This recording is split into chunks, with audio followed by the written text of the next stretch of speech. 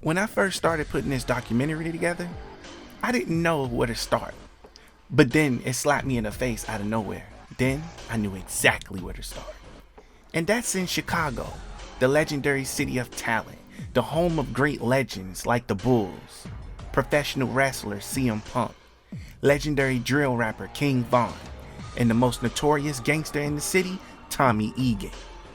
With that being said, our journey begins here, at the infamous headquarters of NRS, or as I like to call it, the Command Center of Chaos, the birth of a legendary video game franchise. Take a walk with me and watch how NRS makes Mortal Kombat 12 and change the industry again, forever.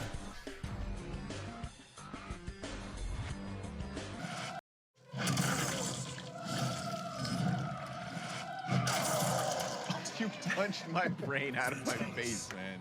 Jared, hit L2, R2.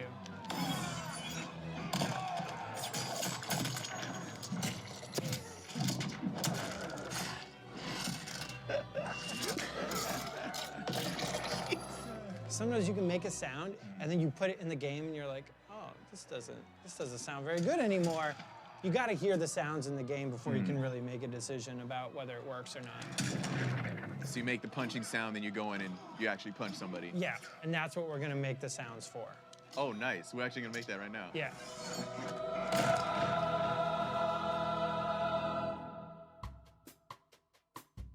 Yeah, so this is the hallway where we've got all the games and awards and stuff. The Mortal Kombat The belt. champion belt, which has a sign up that says do not touch, so I'm not gonna touch it. This is NetherRealm Studios in Chicago, and it's where Mortal Kombat gets made. Through here, we've got the classic MKs. Mortal Kombat 1, Mortal Kombat 2, Mortal Kombat 3, Mortal Kombat 4.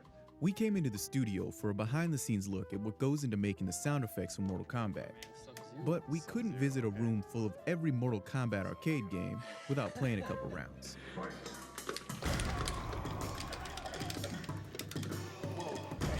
The first game in the series came out in 1992, and it was groundbreakingly violent. It was so controversial that Congress held hearings that eventually inspired the creation of a rating system for video games. Part of what made Mortal Kombat uniquely gruesome was the sound design. And as the franchise has matured, so have the nauseating sound effects. Nice. Lucky.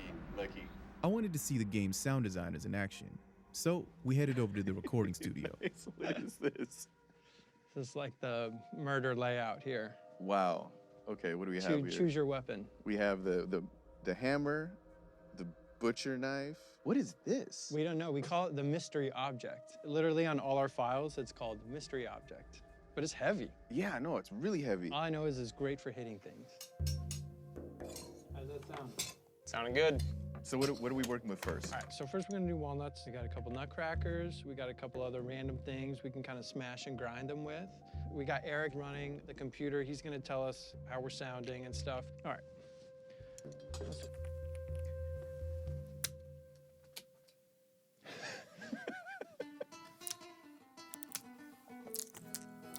So all this stuff sounds really small now, but when we take it into my office later and start messing with it, processing it, pitch shifting it, distorting it, like it's gonna sound a lot different than this. It's gonna be really cool. Can I try one? Yeah, go for it. You killed it, man. Do it again. Let's try another one. Nice.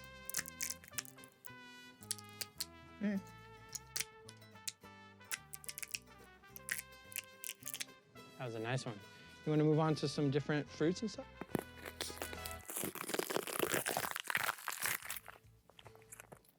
That one right there was good. Yeah, that was that one a good right one, there. right? Yeah.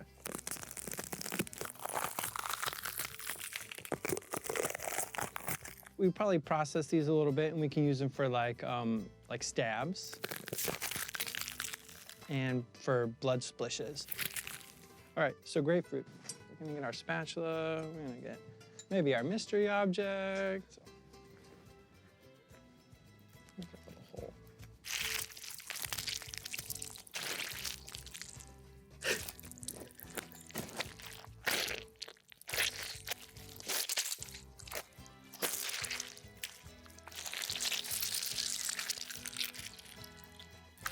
All right, I think that one's pretty much spent. Okay. I also couldn't help but notice that there was some bananas chilling up there. What are the bananas for? So the bananas, like sometimes my goal is to like make the most disgusting sound possible, right? So like, yeah, so you're just like.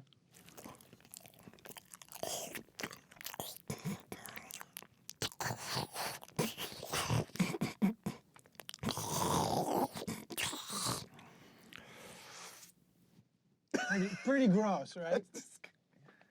All right, you can do it again? No, you're gonna do it. Bro, I'm good. You good? Now that you've heard it, now you're like, no, I'm not gonna do that. You don't have to do the vocal performance. Just chew it. Just chew it real close to the mic. I'll give it a shot. Okay. All right.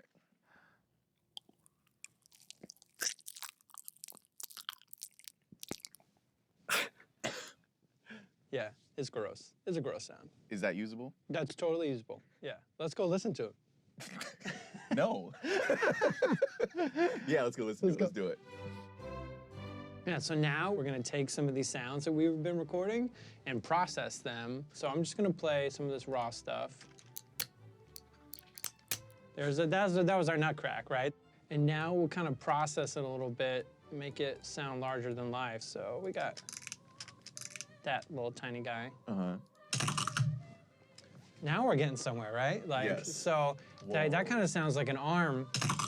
Ooh, it's got that nice you know? It's like ka-chonk, you know, ka-chonk. You're really enjoying this. Yeah. So I would do this for like an hour or so, like, and find all the good stuff, and then kind of collect it together. You could play around with them, like, all at once. That's a pretty good one. So maybe we'll play this one. I think that would be great for the chest part of the crushing blow when he's like breaking his chest. So he kicks him in the chest, right? We go to this close-up. We see the like little, I call them wavy guts. We can take a small like nut crack sound and add a lot more crazy processing to it. So now we're gonna kind of like put it all together to support like this crushing blow. And then I'm gonna add in like a bass drop because it's slow-mo, right? So we need, gotta have a bass drop. We're gonna have our bass drop in there. Oh, that is rough. We could try putting some of that banana stuff as a layer in the vomit moment. So here's our banana sounds. Like, that's kind of gross. That's you. Wow. That's kind of cool. A lot of the stuff that we recorded, like the bell peppers and the banana, we could totally use in as layers for this stuff. That's our new stuff that we just recorded. That kind of looks perfect. Oh, this is a grapefruit sound here. Yeah. So you're thinking of that for the blood? Yeah. That is intense. Yeah, that's intense. This is a finished one. Yeah, that's the.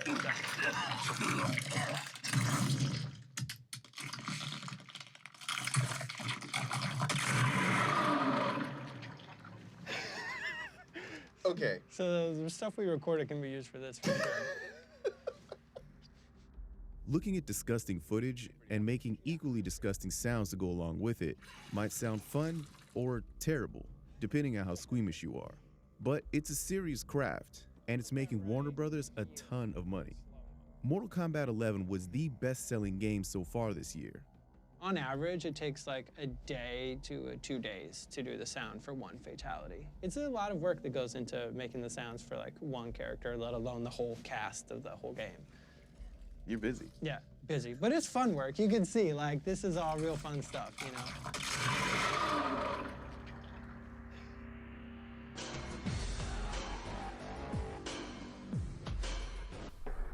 We're going to start by taking a quick 2-minute tour of NetherRealm Studios just to sum it up, and then we're going to go back and explore everything in detail.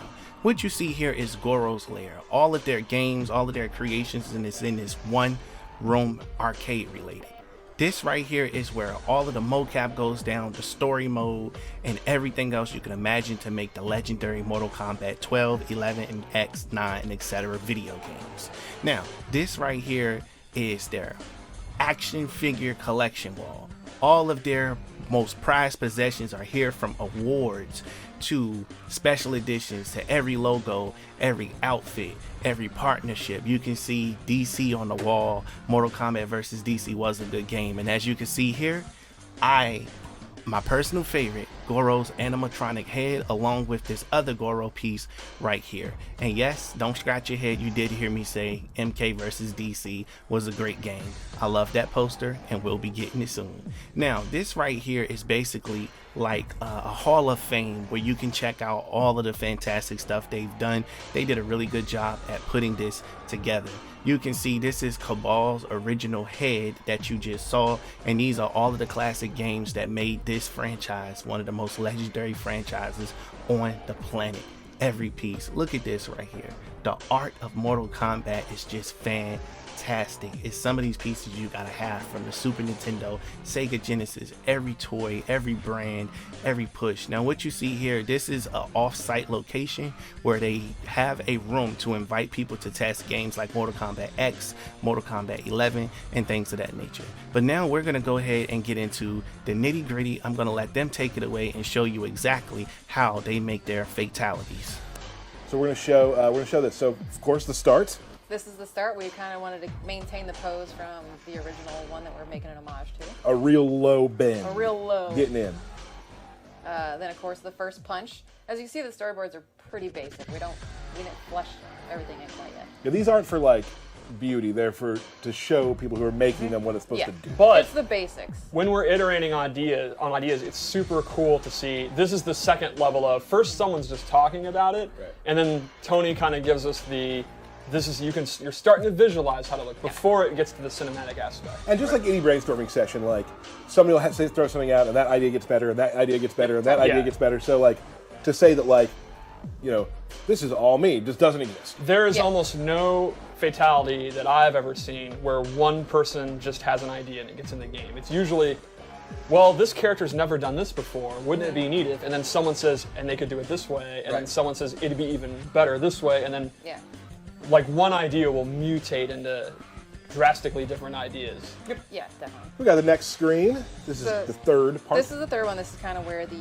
blooper reel bit starts to ramp up. So cuts yelled from off screen, and then we go to, you know, the typical director cinema clappable things. Yep. The slate. The slate. Oh. The slate. There we go. There we go, Burke. Yeah, and then it just goes on from there, and then reset to the punch. So it looks very similar, but the jaw is gone. Then we concept the head's flopping back, if you could tell by the way. Yeah. Right. In case you don't know, head flops back. Head flops back. Head flops forward. Cut. Johnny's not too happy about it. I always love how the victim is always just kind of happy looking. Right. He's got those big eyes. Yeah. I mean, he's not mad. No, he's not. He's fine. Cut again. Then reset to like the final finisher shot. Johnny's even in his stuff storyboard, still wearing sunglasses. Oh yeah, absolutely. You're not cool unless you have sunglasses. Truth.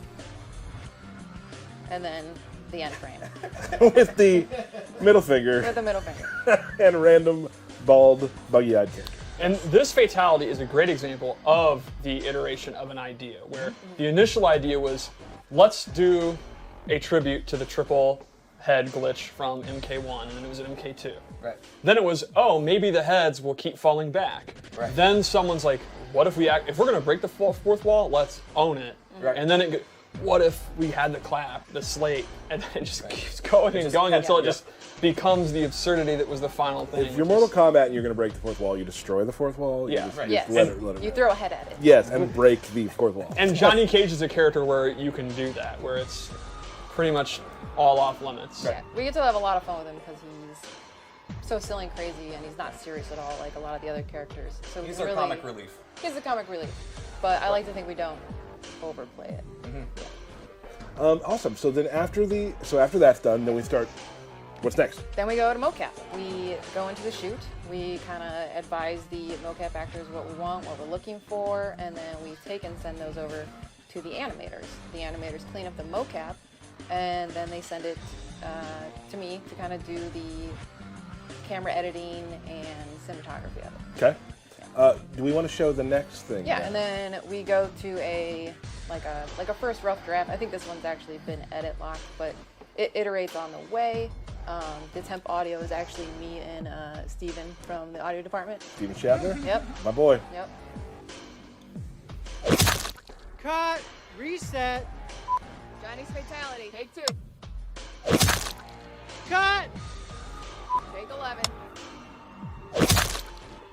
Everyone take 5.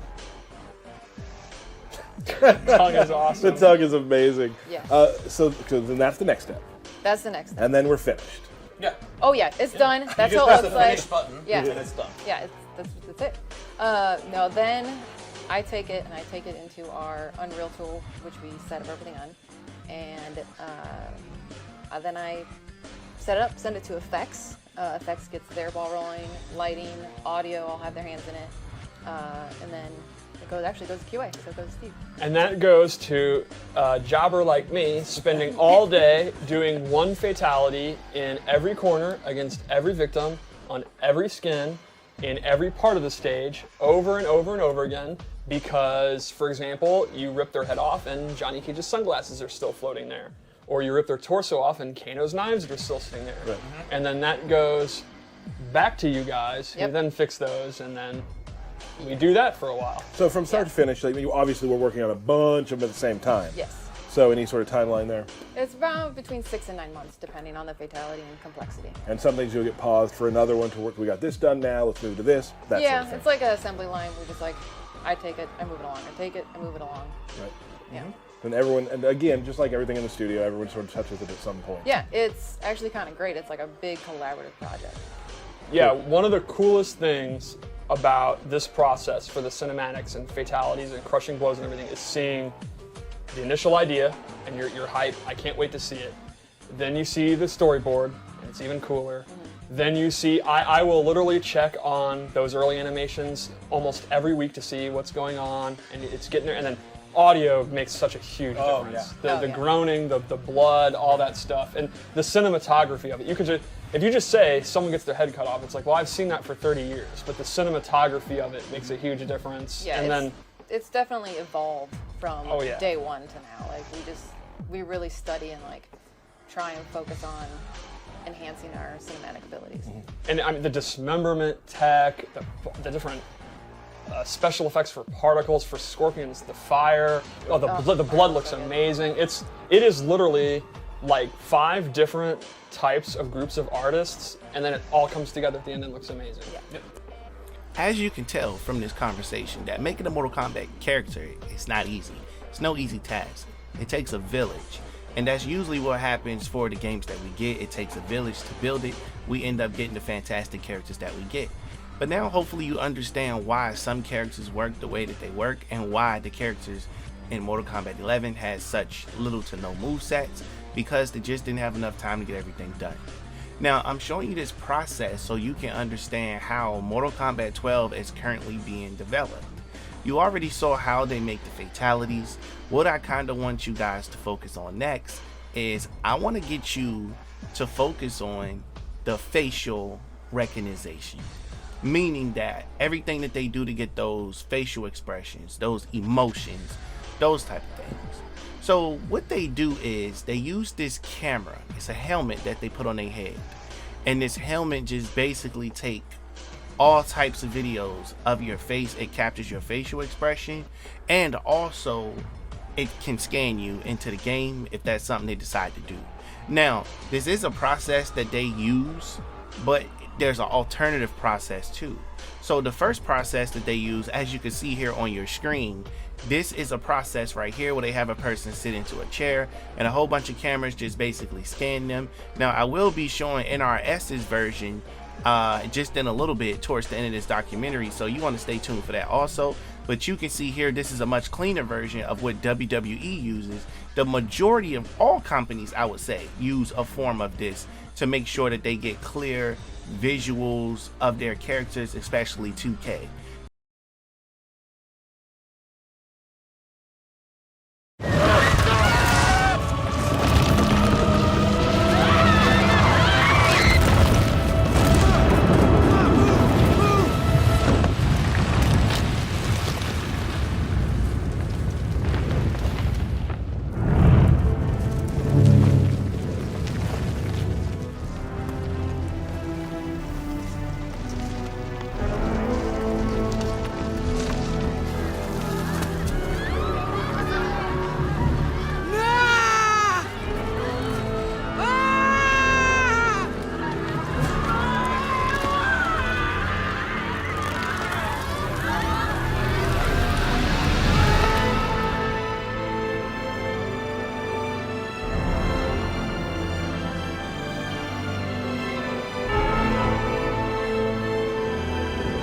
Good work, people.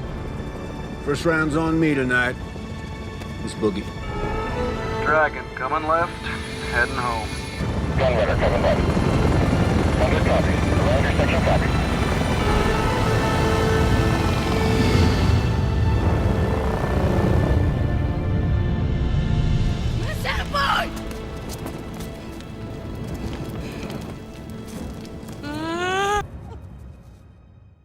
Let's show. We got one more thing to show about the facial, like being animated. Oh, yeah. We kind of do a thing about that. Yeah, so after I get in the tool, Facial's another team that takes care of it. Andy Sinisek and Alex Bittner head fronting that. And they do a great job. And it's really actually funny to see in this clip you're going to see because it doesn't move. The body doesn't move. It's just the face. Let's take a look at that clip.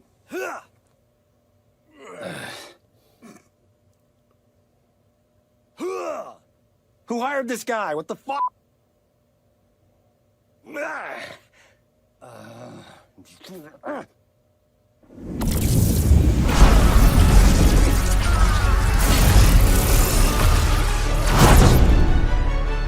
I think with every Mortal Kombat game that we start, we want to introduce something new, something different.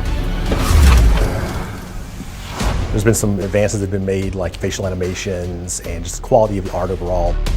We're getting into environments and stuff that we weren't just able to do in the past at this level of fidelity.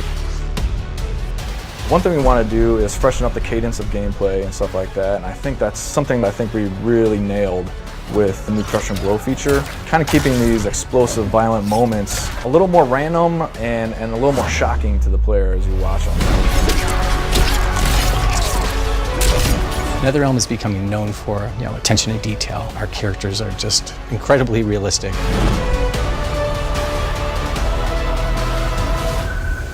We have on all of our characters, we have scanned faces, we have fully detailed tiling material system on all of our materials for all of our characters that holds up both in gameplay and both in our cinematic moments. Kitana, Empress of the Dead. MK11 picks up where MKX left off. Raiden had become Dark Race. It turns out he has disrupted the balance of good and evil in the universe that was desired by Kronika, a new character to the Mortal Kombat universe, who is the keeper of time and the architect of the destiny of the universe.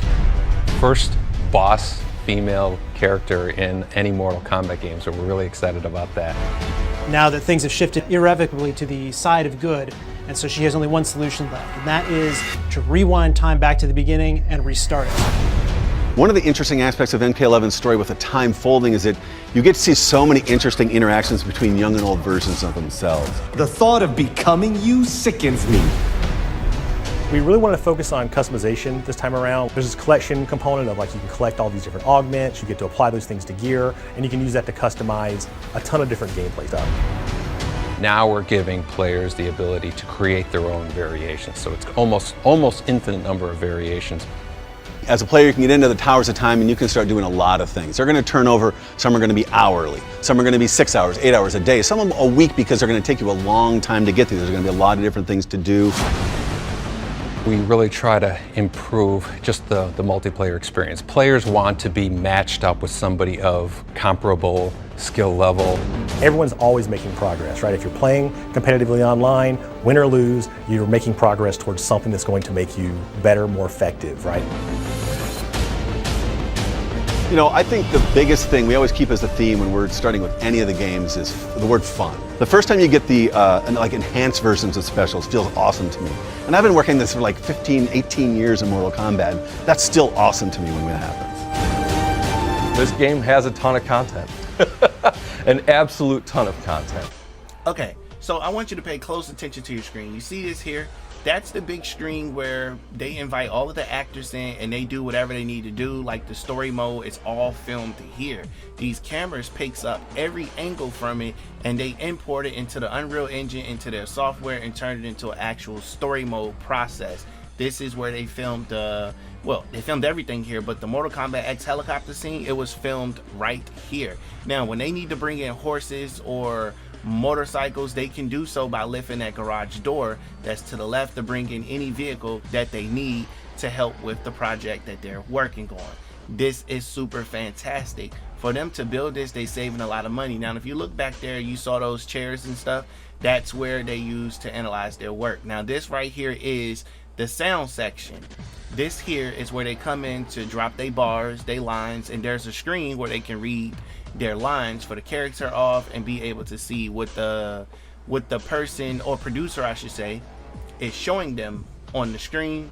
They can just send it right on over and they don't have to keep walking in and walking out. They can just read what's there and communicate directly through the mic via headphones. Now, this is the sound booth. When they come out, they're in here. All the audio gets played back to make sure the motion caps, everything matches up. So everything is broken down into 5 sectors. Now, this part right here is the cameras that they use to scan their face and their facial expressions is what they use. Now, NRS does it a little different. They have a helmet for that. So they do it different. They just scan their characters, their faces. Now, this here is the off-site location I showed you earlier in that 2-minute clip about MKX. Well, this is MK11. So NRS do have an off-site location where they load the YouTubers onto a bus and take them there for reveals. Now, this right here, of course, is the motion caption section. Shout out the mocap, where they interact all the moves. As you can see, a stage fatality is being done here. You just act it out, boom, smash the head, and hey, it ends up in the game. So that's basically what they do to make the Mortal Kombat game. This is what they're doing to work on Mortal Kombat 12 right now as we speak. And you can see this guy does a fantastic job with these fatalities. They all are professionals. They do a really, really good job putting this stuff together. And I'm not gonna lie, like I said, this looked fun as heck. Look how he falls forward or whatever the case is, and then boom. If he would have got out the way, he would have had a clean fall to the ground, but he was in the way and kind of messed it up, so they had to do that over. But nonetheless, it looks super duper fun. And just look at this. You gotta have some great acting skills. You get to have fun, let loose, and just kind of turn up. These guys is having a blast over there with Mortal Kombat, coming up with all of this stuff. Now imagine with all the rumors that we've gotten and leaks that we've gotten about Creative Fighter and all of that, they really gonna be able to show they behind off for some new moves and stuff. And I think that's gonna be fantastic. But as you can see here, it goes to several different departments. One that handles animation, lighting, effects, weapons, design, all types of stuff. So it, like they said in the video, it's really a collaborative situation where everybody got to work together in order to get it done. And this fatality right here was just disrespectful as hell, yo. I ain't even gonna lie. But the fact that they were able to put that together is just fantastic. It's beyond me. And this here is another part. Learning this here. This is polygons.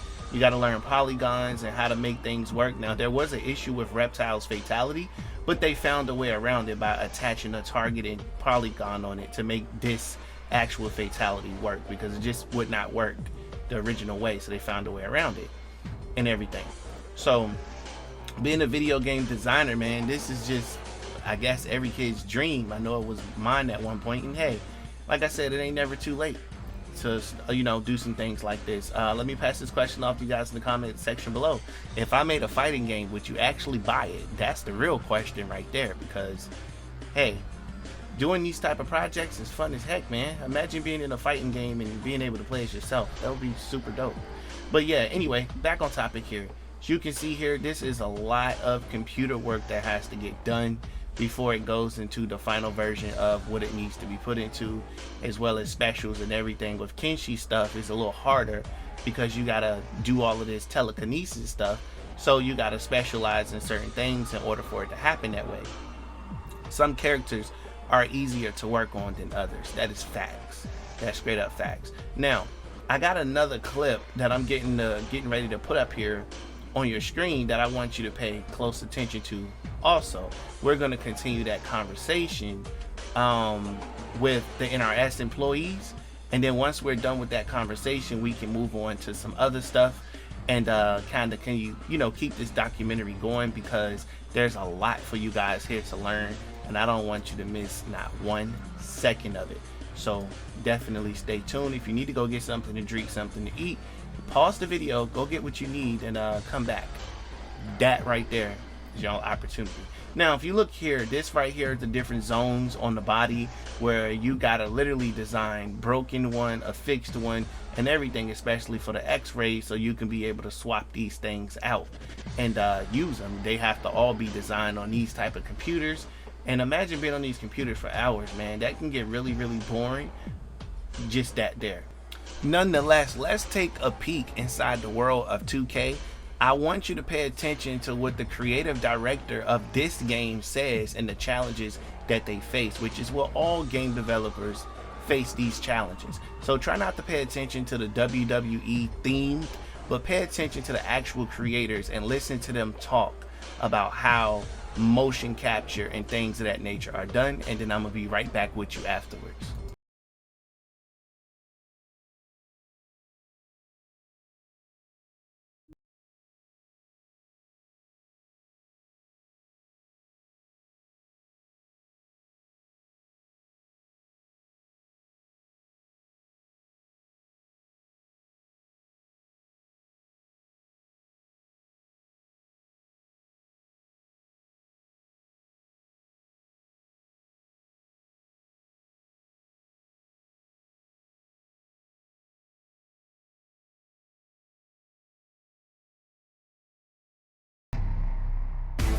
One thing we wanted in the gameplay for WWE 2K15 was a new set of control to go along with the new pacing of the matches. Bring in, any game, once there was a console transition, it can be difficult. The one thing that the designers really wanted to do was revolutionize and evolve this game. One of the things that we realized is that the games to date had somewhat of an arcadey feel to them. I've been playing and working on these games for a lot of years, Fundamentally, the characters may be different, but they all play the same. And that's one thing that's always stuck in my craw. But now, when it comes to the Xbox One and the PS4, those shackles are off. So we started looking at things like pacing and flow and how does a match start? What's the middle feel like and what does the end feel like? So there's a really good buildup of momentum and excitement through the course of a match. There's that moment in the beginning where they're testing each other out. They get into their chain wrestling, side headlock, cool transitions here and there to kind of gradually build the audience into the match before they start getting into their signature offense. We switched to a more cinematic camera. It focuses in on the characters' faces. If Randy Orton's, the one putting the hold on him, you see that he's fighting for that extra little, twerk. And I'm happy to say that we've finally been able to, implement that in this year's feature, and it just changed the game. Oh, there it is! So as part of that, we rethought everything from animations, controls, how you interact with the people, how fatigue sets in. And to do that, a big part was actually shooting a lot of animation. Working with visual concepts, we have been mocapping like crazy. Let me tell you, when I'm not in my office, I'm at the mocap studio getting all the latest moves, entrances. The motions we're getting are just simply amazing. Wrestling video games aren't anything without animation data, and so we brought the game up to our own 2K mocap studio and have shot an immense amount of animation, over 6 times more animation than was shot in any previous year, and that's going to help us really kind of bring this new experience to life. Seeing the way the game is coming together on next gen is really impressive, and as a fan of the series and as a fan of wrestling, we've really hit our stride with this game. And as beautiful as this game looks, it's the gameplay that's going to keep them entertained and playing this game for months, years on end. All that hard work, the long hours, it's all worth it. Once it's out there on the shelves and the players get a chance to experience it for themselves. And that's what we're in this for. As a fan of wrestling, as a fan of the WWE, that's a feeling like no other. It really is. Okay, so they blessed us with a lot of great information.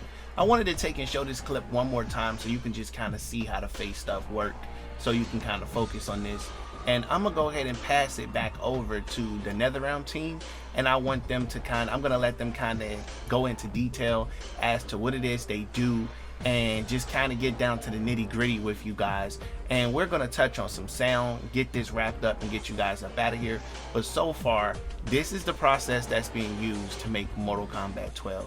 And it's just fantastic. And the fact that I'm even able to make this documentary for new Mortal Kombat fans or people who are casual fans that want to be hardcore fans, I appreciate you guys tuning into this. I do. But don't worry, that's not the end of the video. We're not there yet. But we are going to go ahead and continue the rest of the documentary. So yeah, let's get started. Let's get back to the documentary, I should say. And Dominic, what was that process like on paper of either looking at a classic character and going, okay, what would they be doing 25 years later? And also bringing in a new character, where do they fit in the process? Yeah, sure. With the returning characters, it's trying to make sure, again, we were talking about before, that it's a natural progression of where they were. So we look back at MK9, we look back at MKX, and say, okay, what is that next step, and where do they play? And we were talking about Jackie and Jax a little bit earlier. Like, that was one of the things that we couldn't really get to explore because of where the narrative had to go in MKX was that relationship between the two of them. So it's like, okay, now we got another opportunity to take another bite at this. How can we deepen that? How can we show more of that father-daughter relationship between the two of them? With the new characters, what we try to do on the story side is when we know, okay, there's going to be X number of new characters, we have to figure out, based on the story needs, like who are they going to be aligned with? Are they going to be Team Raiden? Are they going to be Team Shao Kahn, Team Kronika? And then once we know that, coming up with a basic idea of, where do they come from? What is their relationship in terms of the plot to these characters? And then sort of creating this loose sketch about, who they're aligned with, what they're doing, what they're fighting for, and then let the rest of the team figure out how they want to design them both in terms of look and also the play, and just so that we have just this foundation from which everybody can spring on. And certainly where the new characters come in, the rest of the team has taken them in directions that we never contemplated when we were writing it, and they're that much better for it. I mean, they really turn out amazing. And then, Shanna, for you, when you see the concept of a character like Kronika, and you go, what if we could do this in this cinematic? Does that kind of spark the imagination for your team when you see those first type of concepts or ideas coming from the writers or the art team? Yeah, we definitely try and we really want to see the concept art or at least the character so we can kind of get ideas of what they do or what they can do in story or fatalities or anything like that. And it really helps kind of drive stuff that we do in game, like with magic, or if we want to implement a certain prop or something, is it feasible? Does it go with their character? Does it go with their look? And we go on and we alter from there. Yeah, the animation side, we hook up I'm sure you see the making of videos where it's like the headgear braces looking thing with the camera and a bright light in their face. And we put little dots on their face, and we have the mocap actors kind of basically lip sync what the voiceover actors have done. And then as they talk, it gets interpolated into a software, and it mimics those facial poses that they're making while they're talking to the ones that Steve was talking about as we do our scans. And it's not automatic. There's a lot of still hand keying and cleanup needed, but we get the bass phonemes and mouth flapping.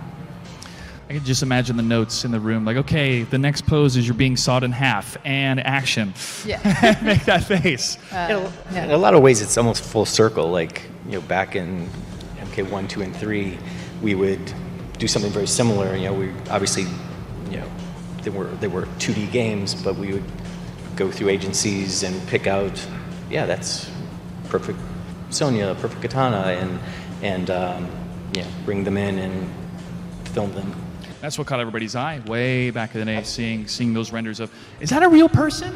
And they're fighting in a pit, and those are spikes. Oh no. I mean, was a lot of fun, 20, 25, 26 years ago, but you guys continue to raise the bar. And Shanna, I want to jump into more the fatalities, one of the things that makes Mortal Kombat. You have a number of slides to show us, so let's go ahead and break that down. So, like all things, it starts with the storyboard. We do have a meeting, and we all talk. Derek's in the meetings with me, and we talk about ideas and things that are relatable to each character type and what we want them to do. Also, just sometimes we're what would be a cool way to slice somebody? How do we do that? So this is for Baraka's fatality, face off. This is the starting pose. Of course, he grabs the face.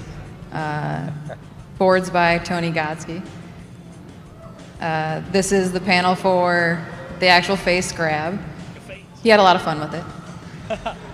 The face comes off. Then he throws it. It splats on the ground. Baraka then grabs the face again. Digs in deep and pulls off his meat and skull, showing the brains and tongue, like in real life. Throws that away, pulls out his arm blade, stabs him in the head, and then is like, oh, this might taste good, and has a little chomp. And then from those, we take it to mocap. Oh, shit. Oh, I did a bad. I went too far, I'm sorry. You saw nothing. You saw nothing. Nothing. There was nothing. Yeah, hold on, everybody. Hold on. No We're one gonna told me get the there. clicker didn't have a stopper. I know. I botched it. Anyway, back to Baraka. So from here, we go to the animatic stage / we do the animatic, and then we do the mocap where we capture the fighters, and then I take it into Motion Builder where I set up the cameras and shakes and edits and do the cinematography for it. I believe we have a video for that as well.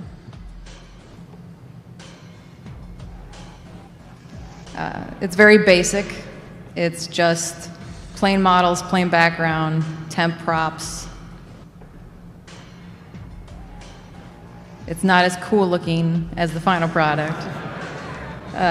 No facial poses or anything. And then from there, after that gets edit locked and approved, I take it into the Unreal Engine where we set it up. It gets a lighting pass, an effects pass, and it becomes what it is in the final. And that was such a huge hit at the reveal when everybody got to see that for the first time around the world. One, they were excited Baraka was back, but two, that the fatalities are even more creative and look incredible. Yes, we have way too much fun with that. How did you make those decisions, Steve, of art style, we want him to look this way, but still be recognizable as Noob Saibot? How did you make those decisions? It's always a challenge, you know.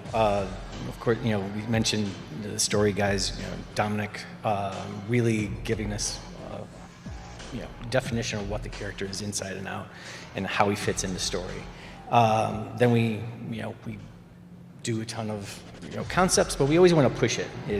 And this look, I am really proud of the character guys and our concept guys of really pushing the look, because, you know, he's not just a pure, you know, ninja black, you know, fully in black. There's silver elements and different material changes, and they really pushed it, and I love that new look. It's just bringing in the silver and making it look like he's going into, you know, the battle. What meeting happened in order to design that fatality? Because when I saw that for the first time, I'm like, what does he do? I've never seen anything like, what is happening? That was my whole progress of watching that video. So Shanna, what was it like for your team to create something like that? Well, that's the exact reaction we want. I think the idea was, what would be gross? Oh, hands and mouth. No one wants that. So we did it. Yep, and that's how you make magic, folks. Yep. Give the people what they don't want, but they do. So yeah, that one was one that definitely I think started with like a cut. But I think, well, because we always listen to everybody in the studio, and we'll cast a net and say, hey, does anybody have any ideas? And one of our QA guys, Jim O'Leary, was like, hey, I've been thinking about this, guys. And we listened to it, and then we bounced it off the room. We brought it in, bounced it off the room, and then you have that, guys. Like previous guest characters like Alien or Freddy, how do you kind of bring them into the universe, meld them into Mortal Kombat? Well, there's a lot of variables involved in getting that. You know, there's you know, getting the rights to do it, getting you know, Mortal Kombat, as you know, is a really violent game, and so whoever lets us do put their character in the game is going to have their face ripped off by Baraka, obviously. So anybody who's willing to kind of go that route, that narrows it down. And then at that point, you know, it's amongst the team. A lot of people, you know, what do we want to see? We're, you know, children of movies that were in the 70s, 80s, 90s, and so it's just our influence, what we would be excited to work on. That's a big part of it. Jason Voorhees is one of my favorite characters in MKX. It was so cool. Next, using Avatar footage, I'm about to show you how they develop story mode, get everybody to work together to create that amazing story mode we got, and how they use animals and all types of stuff to include it in story mode. So sit back because this ride is not over. This is what it takes to make Mortal Kombat 12. Check it out.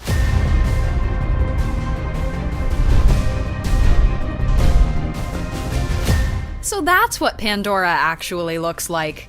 James Cameron's Avatar is one of the most visually stunning films ever made. But what does it look like without all the CGI? The animators have taken what the actors are doing and gone even beyond that.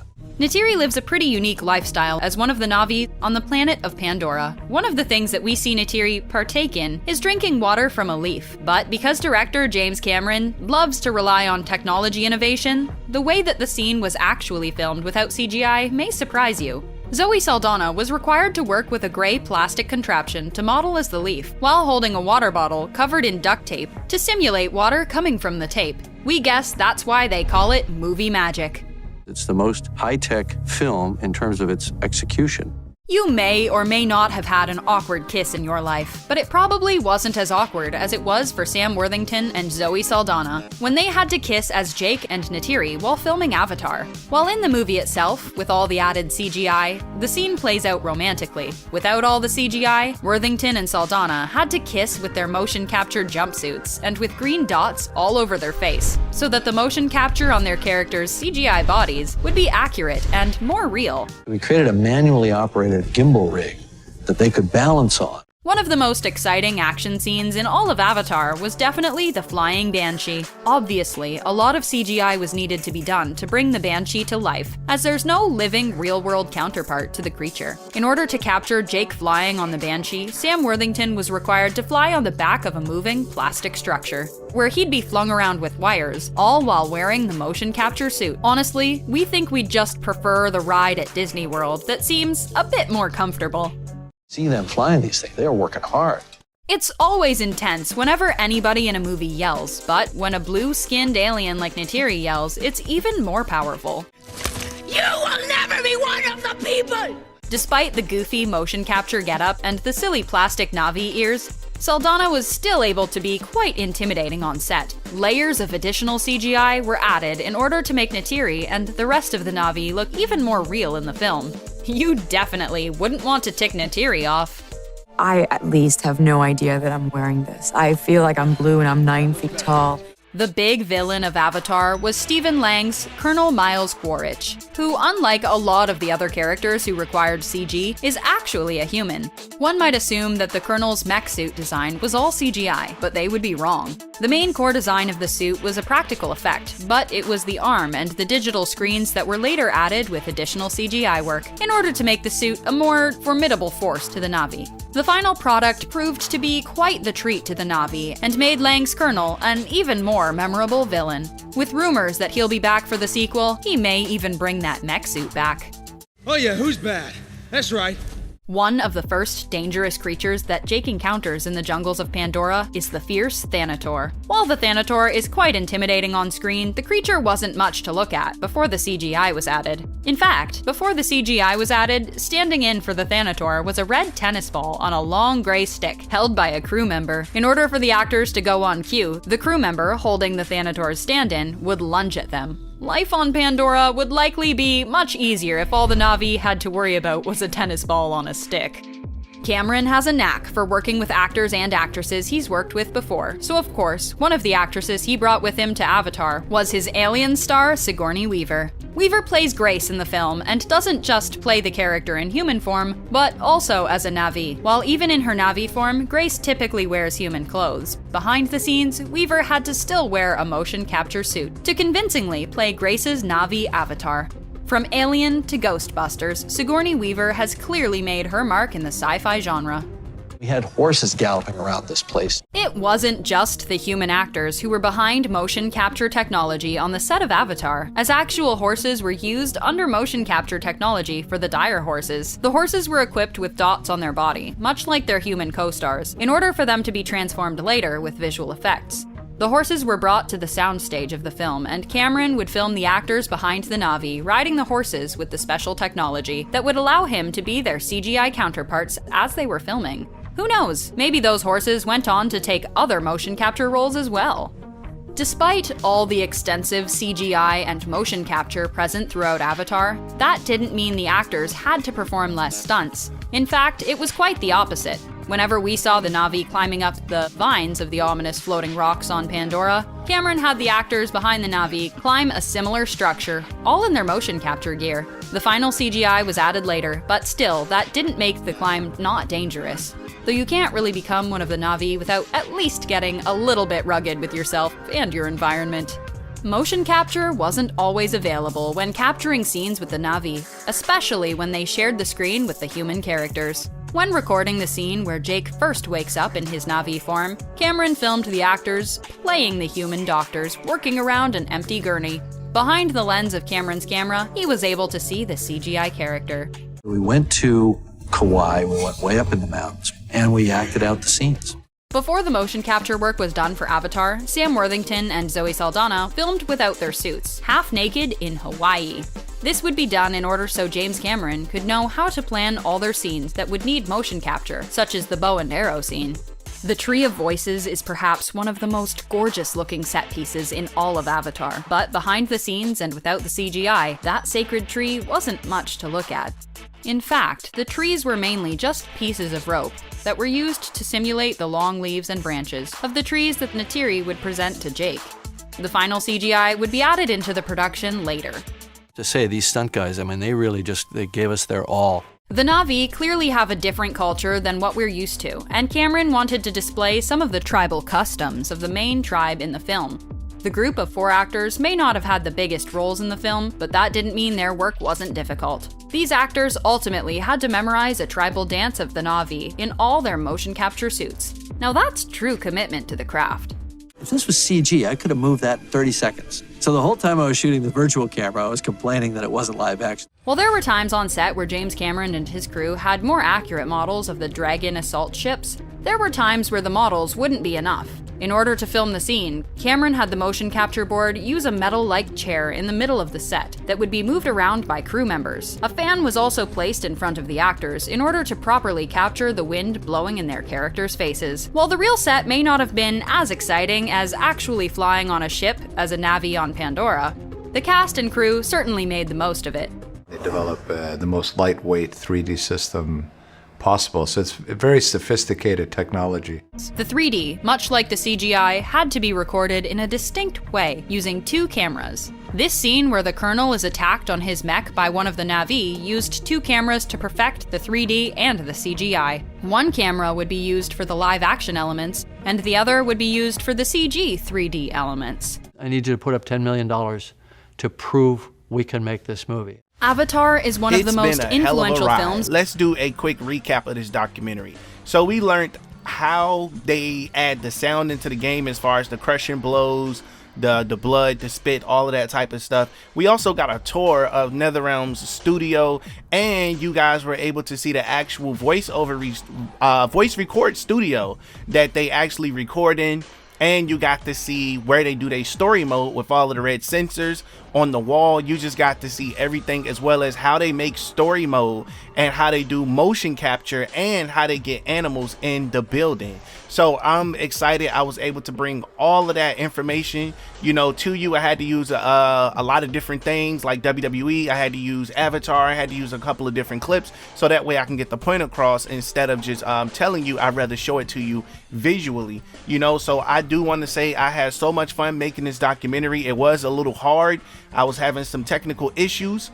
But hey, better late than never, right? We got this documentary out. So I want to pass a question off to you guys in the comment section below. Do you think I did a fantastic job on this documentary? If so, did you learn anything? What did you learn? Even if you already knew this stuff, did this documentary feel educational to you? Did this documentary, I said documentary, did this documentary feel educational to you? And would you like to see more documentaries like this? Is that something I should explore? Maybe looking into that on my vlog channel or something, if I do a vlog channel. What do you think of that? But yeah, this is the making of Mortal Kombat 12. These are all the current things that they're doing now to make sure that this game is complete. Now, I do have more videos coming up on Mortal Kombat 12. You're going to be excited to hear the majority of the news that you're going to hear coming about Mortal Kombat 12. Now, I'm going to go ahead and end this with a short gameplay clip. Hopefully you guys enjoy it. And until next time, I will see you wonderful people later. Enjoy this fighting clip.